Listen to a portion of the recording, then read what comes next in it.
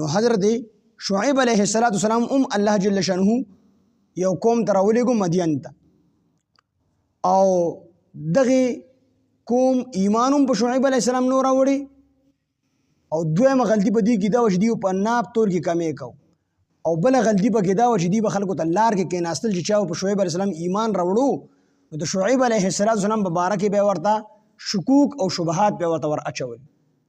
یا به په دبو ور اچو چې په ده باندې ایمان مه راوړه. خو غټ ګناه دا کوله چې دوی به په ناب تول کې کمې کو. نو دا شعیب علیہ السلام الله دې قوم ته راولېږو نو دوی ته هم شعیب علیہ السلام ډېر دعوت ورکړو، خو دوی خبره ونه منله. اخره کې په دوی باندې بیا الله جل شانه عذاب راوستو. نو عذاب چې کوم دی مختلف عذابونه ذکر شوي دي. یو قسمه عذاب دا دی چې په دوی باندې الله سخته ګرمي راوسته، د هغې سختې ګرمۍ نه دوی ډېر زیات تنګ شو، ځنګل طرف ته وتښتېدل، د پاسه نه پې یخه وریځ راله او دوی وي دا خو یخه وریځ ده، د هغې وریځ نه پې اور راوورېدو یا پې کاڼي راوورېدل، په هغې باندې ټول تباه و برباد شو. او زلزله هم ذکر ده، په دې باندې الله زلزله هم راوستې ده. نو ممکنه چې دا درې واړه عذابونه په دې باندې راغلي، د لاندې نه پې زلزله راغلي او د پاسې نه پې اور راورېدلي، نو بس دوی هم الله بیا تباه کړل. شعیب علیہ السلام هم د ابراهیم علیہ السلام په اولاد کې و. نو بعضې مفسرین وایي چې د بینة واضح دلیل نه د حضرت شعیب علیہ السلام معجزه مراد ده، او بعضې مفسرین وایي چې شعیب علیہ السلام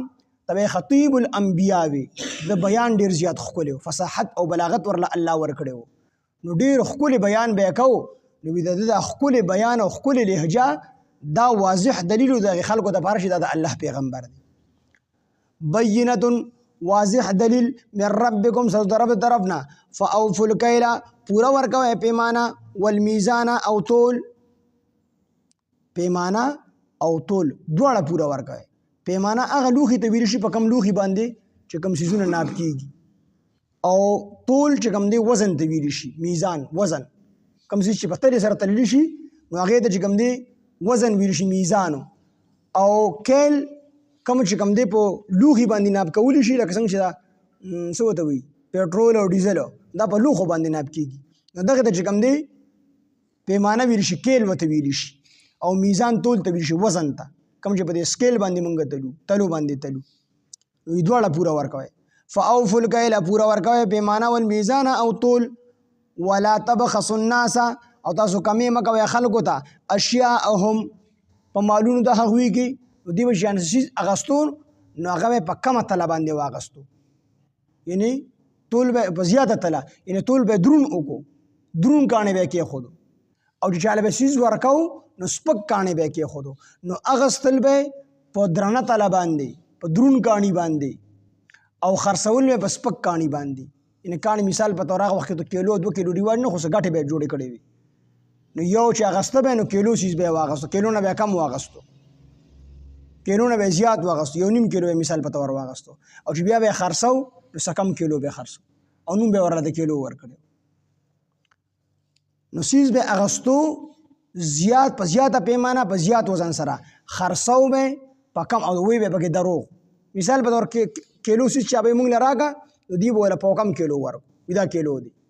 او چا به ورته یا کیلو څیز زموږ نه واخله نو دوی به ترې په باندې کیلو واغست، نو اغستو به درون تولو، ورکو به سپک تولو.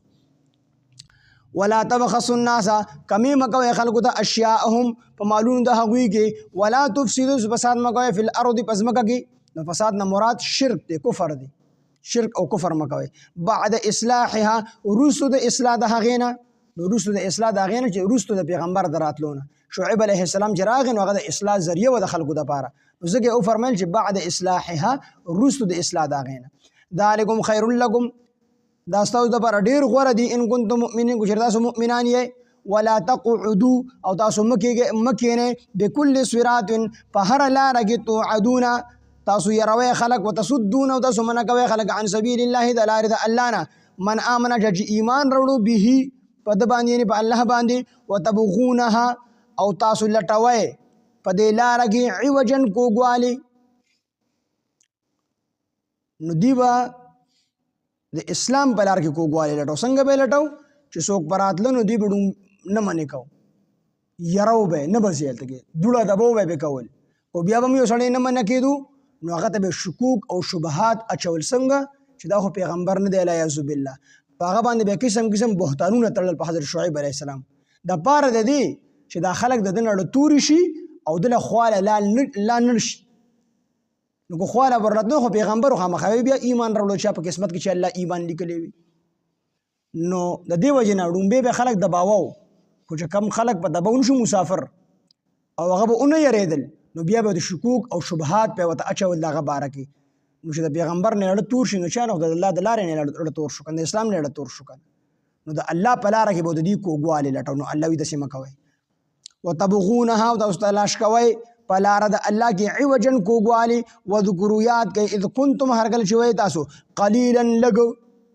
فکثرکم نو تاسو ډیر کړه الله تعالی لومبي لګوي بیا الله ډیر کړه نو تعداد ته عمرات کې دي شي تاسو په تعداد کې لګوي الله ډیر کړه او یا دا معنا چې تاسو غریبانان وای مال در سره کم نو الله در مال زیات در دواړه معنی مراد کې دي شي کوم ورته وي چې مونږ ایمان راوړې دي او د نور ایمان نه دی راوړې نو الله به عذاب نه دی راوست هغه مخ خوري اوس کې مونږ مخروس کو یو ډول ایمان راوړې دی بل نه راوړې نو دنیا کې وسره مکشن معاملہ الله کی ترسو چې په عذاب نه راوستي اغه له خوراک او اسکاک چې ډوډۍ بچیر سور کوي کافرانو له عمر کوي نو دیدا سوال کو چې پکار خدا کوته چره په حق وي نو پکار خدا چې په کافرانو عذاب راغلي وي یا به دی ډوډۍ بند شي وي یا په چای بند شي وي یا په وب بند شي وي نو غینو ملار سور کوي موږ لمر کوي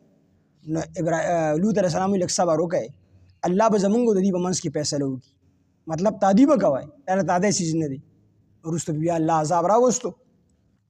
فاصبروا انتظار وکړه حتی تر دې پورې يحكم الله چې فیصله وکړي الله تعالی بیننا په ما بین زمون کې او هو خیر الحاکمین او هغه ډیر غوره فیصله کوونکی دی